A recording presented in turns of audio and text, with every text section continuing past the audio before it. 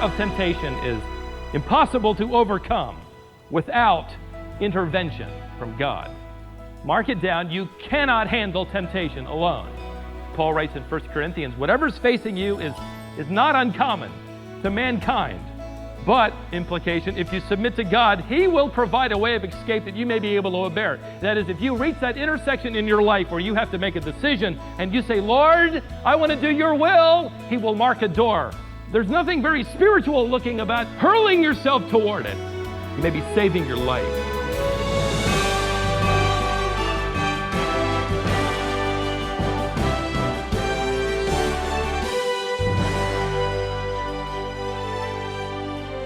What happens when obedience makes life harder, not easier?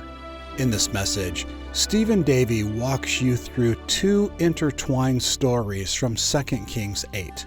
A widow who obeys God without any guarantees, and a would-be king whose secret ambition leads to violence. One story shows the rewards of trusting God with the unknown. The other reveals how small compromises can destroy a life. If you're facing a difficult decision or battling unseen temptation, this message is for you. It's a call to trust and to obey, no matter the cost. May I turn your attention, please, to the book of 2 Kings in chapter 8, to the story of a widow and a would-be king. Two stories, actually. The story here in chapter 8 is really a sequel to chapter 4, where Elisha, you may remember if you were with us, was invited to stay with the Shunammite couple, where they received what we called Shunammite hospitality, a couple who loved the Lord God of Israel. And they wanted to extend hospitality to Elisha whenever he came through town. And so eventually, as we studied, they even built a room for him on their roof that was plush accommodations with any and every cultural advantage that they could afford. Now, evidently, according to this sequel, this woman's husband has died. She is alone with her son and household. And Elisha, knowing that a famine was coming her way, commanded that she and her son and family leave, go to the area of the Philistines in order to survive the famine. And so where the author picks up that story, he's picking up that conversation in review. So let's start at verse 1 of this chapter. Pick it up there. Now Elisha literally had spoken to the woman in the past, whose son he had restored to life, saying, "Arise and go with your household and sojourn wherever you can sojourn. For the Lord has called for a famine, and it shall even come on the land for 7 years." So the woman arose and did according to the word of the man of God, and she went with her household and sojourned in the land of the Philistines 7 years. And it came about at the end of 7 years that the woman returned from the land of the Philistines, and she went out to appeal to the king for her house and for her field.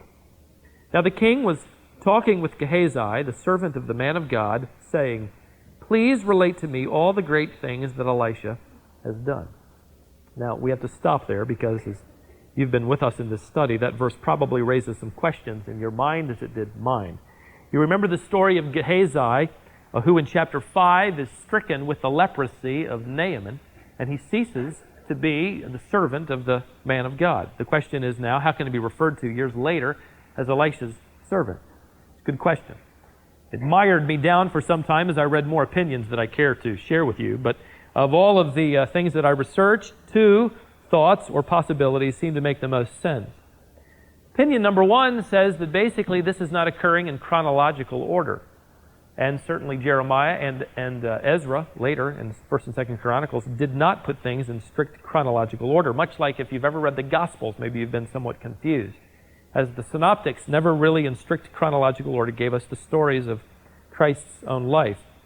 So here, this was occurring earlier than the incident with Naaman. The problem that still raises to my mind is this is occurring 7 years after the raising of the Shunammite's son, and so that poses some problem. Of all the other opinions, I think this second opinion made the most sense. I'm voting for it.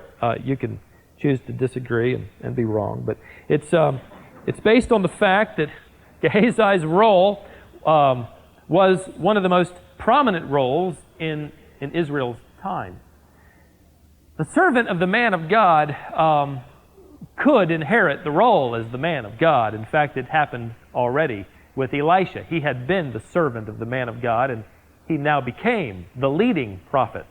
And so Gehazi was in step, I believe, to inherit the role once Elisha went home to be with his king in heaven. So I happen to believe that this title is as much a title as it is a role. A title that would stick with Gehazi in the eyes of the people and in their memories as long as he lived. There are other titles that have stuck as well. I'll give you illustrations, such as Rahab the harlot. Long after she left that profession, she was still referred to as the harlot. And centuries later in the New Testament, we hear her referred to as Rahab the harlot, much to her chagrin, I'm sure. We have in our own culture the idea of one particular role, and that is the president. Long after that man has left his office, whether we believe he's deserving or not, we still refer to him as Mr. President. It sticks. I happen to believe that Gehazi was known as being the servant of the man of God, even though it was in the past tense, as long as he lived. So here in the king's court, he's still referred to as that title, even though he has long since left that position. Verse 5, and it came about as he was relating to the king how he had restored to life, that is Elisha, the one who was dead. But behold, the woman whose son he had restored to life appealed to the king for her house and for her field. And Gehazi said, My lord, O king, this is the woman and this is her son whom Elisha restored to life. And the king asked the woman, she related it to him. So the king appointed for her a certain officer, saying, Restore all that was hers and all the produce of the field from the day that she left the land, even until now. That's interesting. Not only give her back the land, but give her all the wages of the produce from her property over the previous 7 years. Give that to her in one lump sum as well.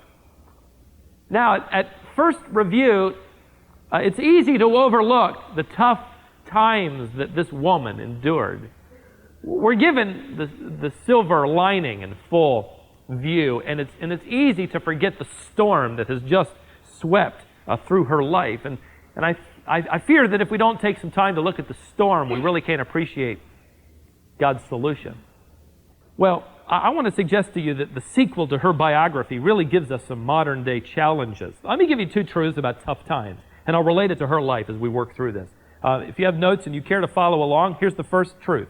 Number 1, God most clearly works in the lives of those who are willing to accept the penalties of obedience. Now, I know the word penalty doesn't sound really spiritual, and preachers aren't supposed to, use words like penalties for obedience, but that's where we happen to live.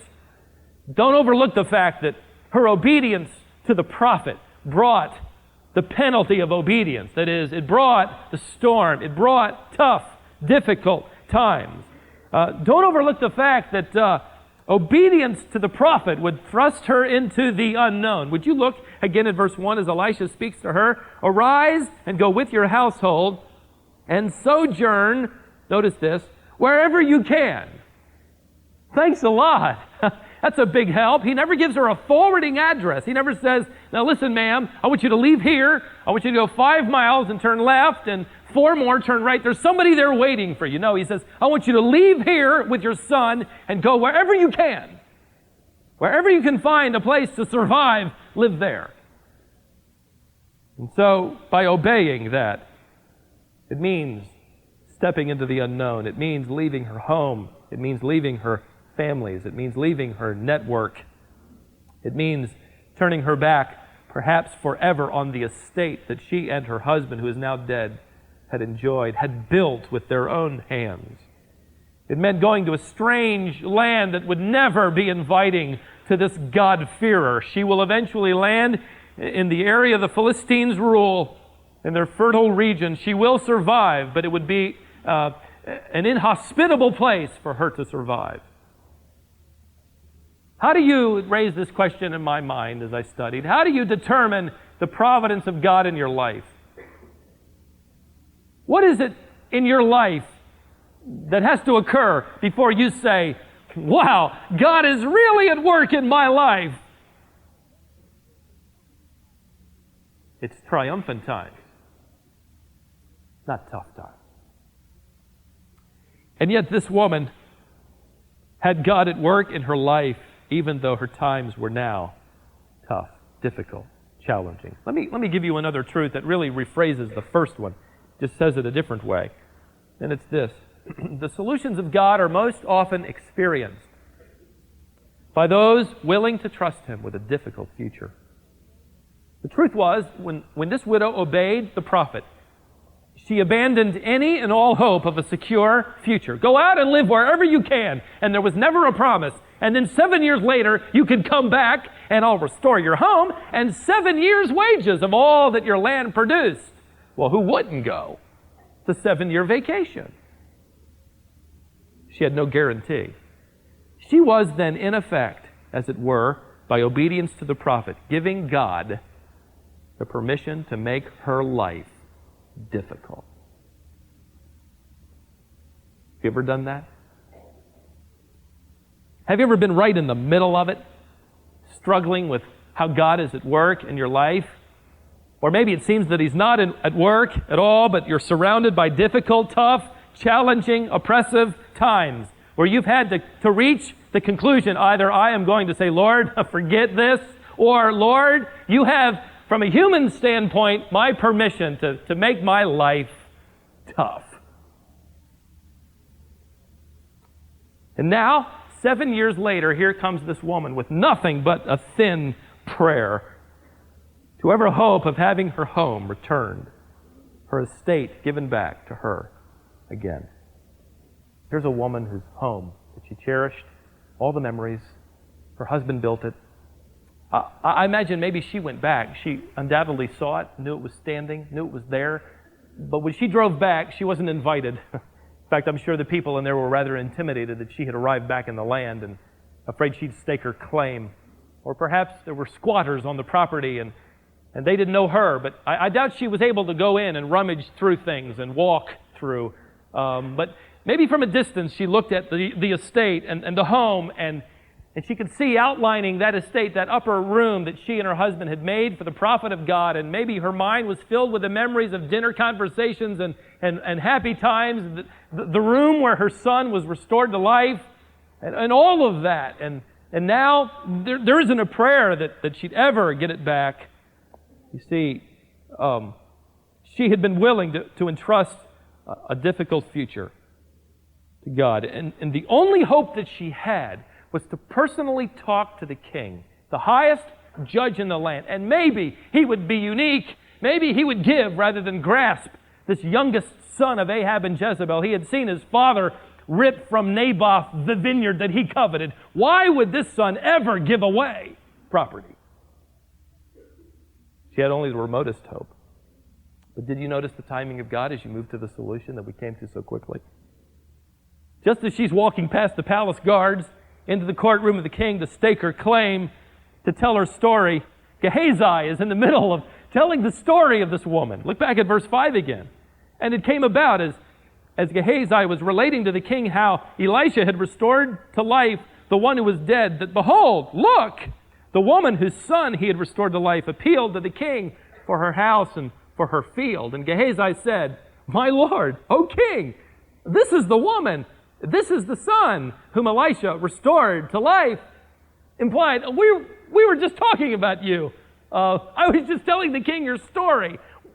Good night, what a coincidence. Not on your life. Did it just so happen that this wayward Israelite king who cared little about God and less for the prophet of God was suddenly struck with a desire to hear the life story of Elisha? I'd like to hear about my enemy. Come in and tell me his whole story. Is that a coincidence?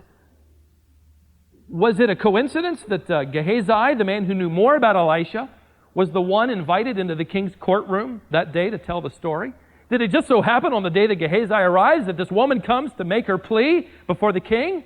Did it just so happen that she came in just after Gehazi was finishing the story about her and her son, and look, here she is? Did it just so happen that she arrived without a court representative, which was the custom of that day? And the only man aside from Elisha who could be her representative and validate her claim to the estate and tell the king, she's saying the truth, was there at that moment. For those who are willing to wait on the Lord, there is no such thing as a coincidence. Well, the chapter moves on, and I don't mean to twist our thoughts, but I want to take these two stories together. This is a story of temptation, and it's hidden, it's secret. It goes well with the story we've just finished. There was a woman who succeeded, now a man who failed. Would you look at verse 7? It gives us some insight into the power of temptation that we need today. Verse 7, Then Elisha came to Damascus. Now, Ben-Hadad, king of Aram, was sick, and it was told him, saying, The man of God has come here.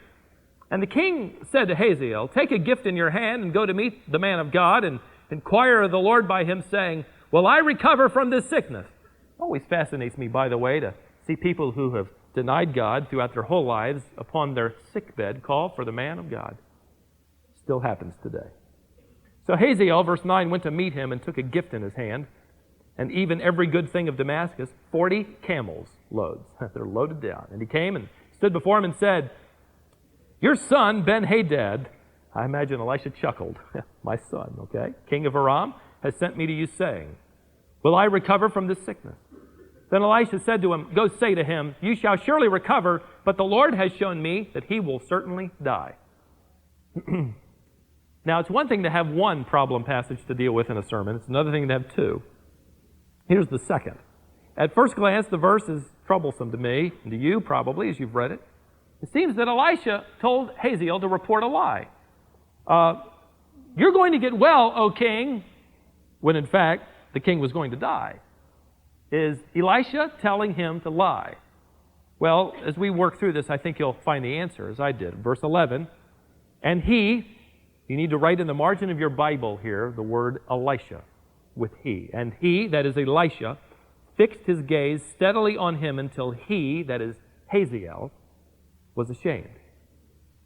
That is quite a clue.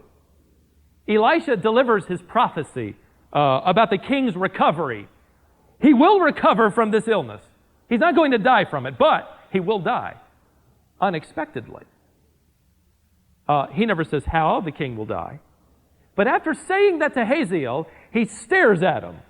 He looks at him. His eyes lock on with Hazael's. And it's as if the prophet is reading the soul of this man and reading the intentions of his heart. And after a long space of time where the prophet of God is simply looking at Hazael, the Bible tells us that Hazael was ashamed. Maybe he had to look away.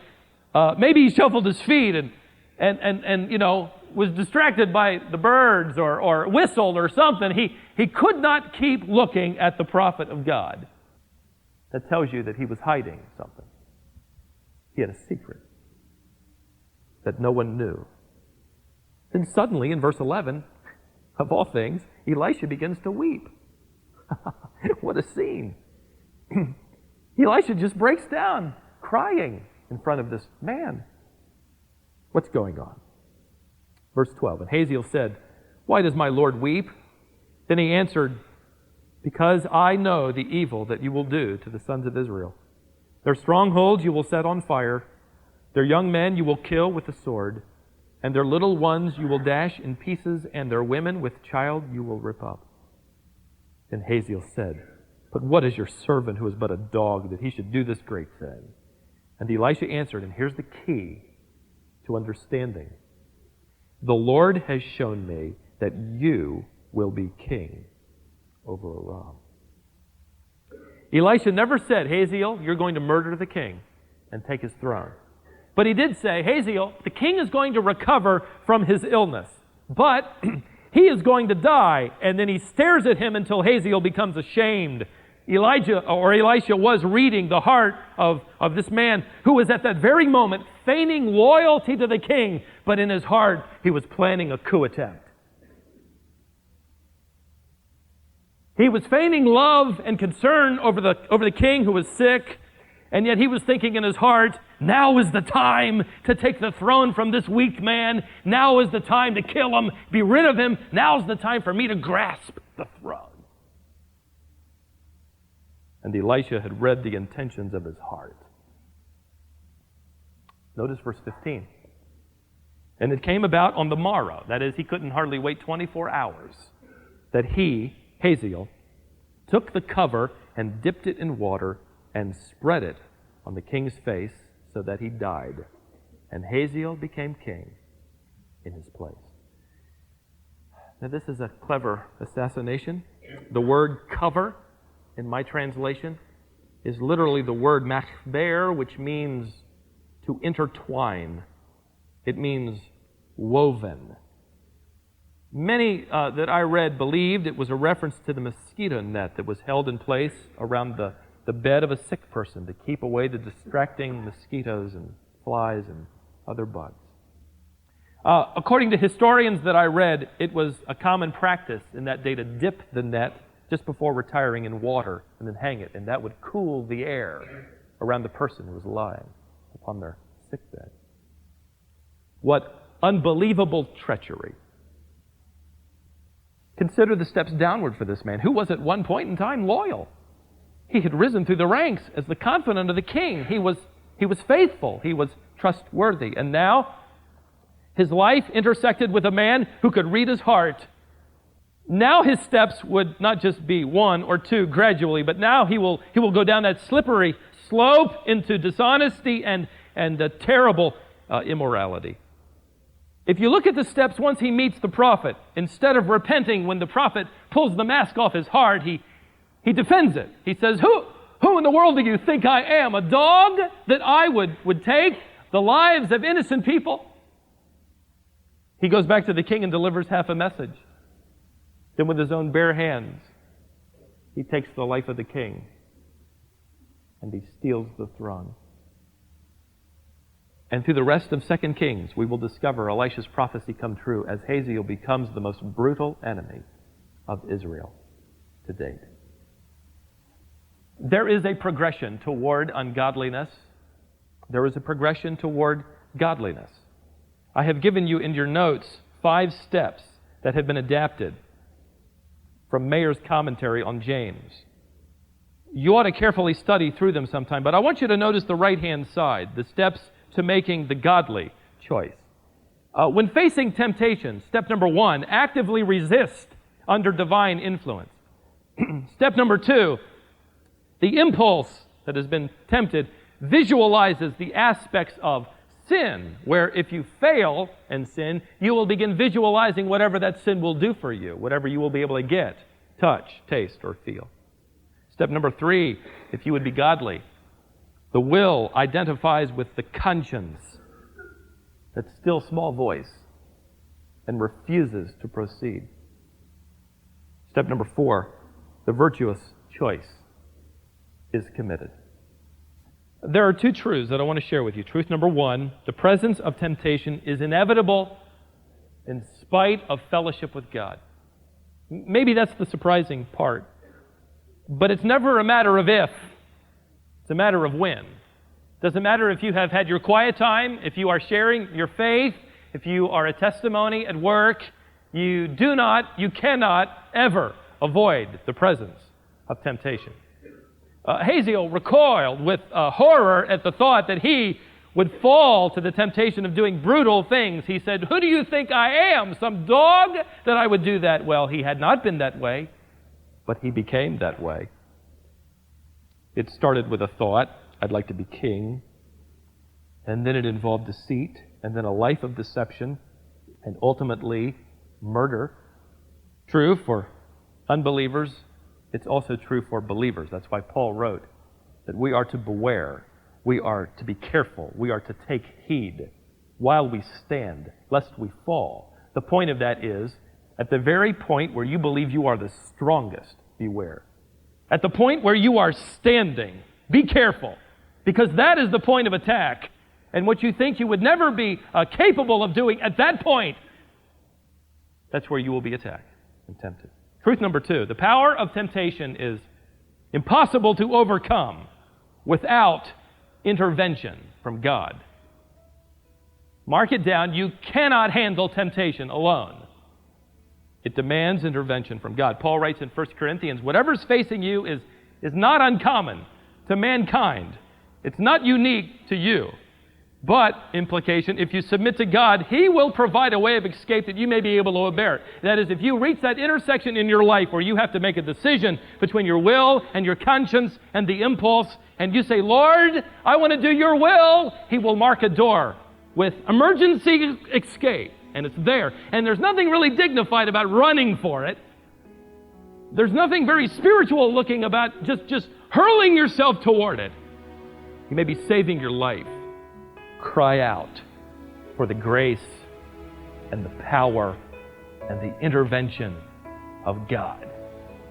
And you will discover at those times when you recognize, like the hymn writer, prone to wander, Lord, I feel it. Prone to leave the God I love. Here's my heart, oh, take and seal it for thy courts above it. Moments like that, when you recognize your weakness and you lean entirely upon God, you will find Him to be a shield to those who trust Him.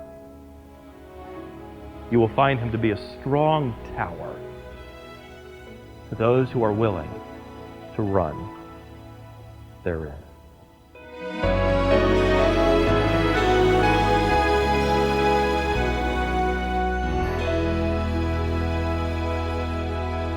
Thanks for joining us today here on Wisdom for the Heart. This is the Bible teaching ministry of Stephen Davey. As we close today's broadcast, I want to tell you about a free resource we'd love to send your way. It's our monthly devotional magazine called Heart to Heart. Each issue is designed to help you go deeper into God's Word and apply it to your everyday life. Every month, Stephen explores a different topic. You'll also find a daily devotional guide in every issue to help you stay grounded in Scripture throughout the month. Whether you're looking to grow in wisdom, better understand theology, or apply truth in practical ways, Heart to Heart is a valuable resource. We send it to all of our wisdom partners, but we'd also love to send 3 free issues to anyone who asks.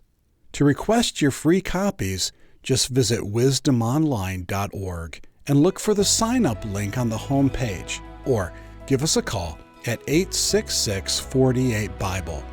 That's 866-482-4253. We'd love to hear from you and send you this encouraging resource. Thanks for tuning in today.